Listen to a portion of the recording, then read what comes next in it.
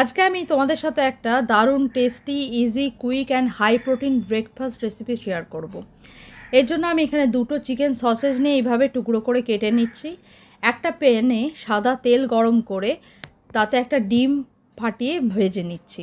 ডিমটা একটু ভাজা ভাজা হলে এর মধ্যে কেটে রাখা সসেজগুলো অ্যাড করে একে একে চিলি ফ্লেক্স, অরিগ্যানো, নুন আর গোলমরিচ অ্যাড করে দিচ্ছি। সব ভালো করে মিশিয়ে নামিয়ে ঠান্ডা হতে দেবো। দুটো ব্রাউন ব্রেডের স্লাইস নিয়ে নিচ্ছি। একটা স্লাইসের এক পিঠে এই সসেজ এগ মিক্সচারটা দিয়ে টমেটো কেচাপ অ্যাড করে দিচ্ছি। আমি একটা চিজ স্লাইস নিয়ে এভাবে টুকরো করে কেটে এর ওপর দিয়ে দিচ্ছি। তোমরা চাইলে বাজারে যে শ্রেডেড মোজারেলা চিজ পাওয়া যায় সেটাও ইউজ করতে পারো। আমি এটা একটা স্যান্ডউইচ মেকারে টোস্ট করে নেব।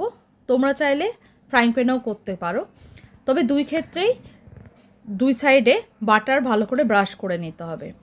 দেখো এখানে ইন্ডিকেট করছে যে আমার স্যান্ডউইচটা হয়ে গেছে। এবার এটা নামিয়ে নিয়ে একটা পিৎজা কাটার দিয়ে কাট করে নেব।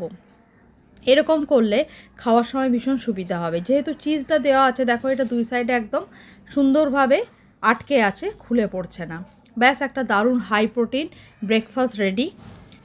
খুব তাড়াতাড়ি হয়ে যায় আর খেতে তো অসাধারণ। ডেফিনেটলি একবার ট্রাই করো।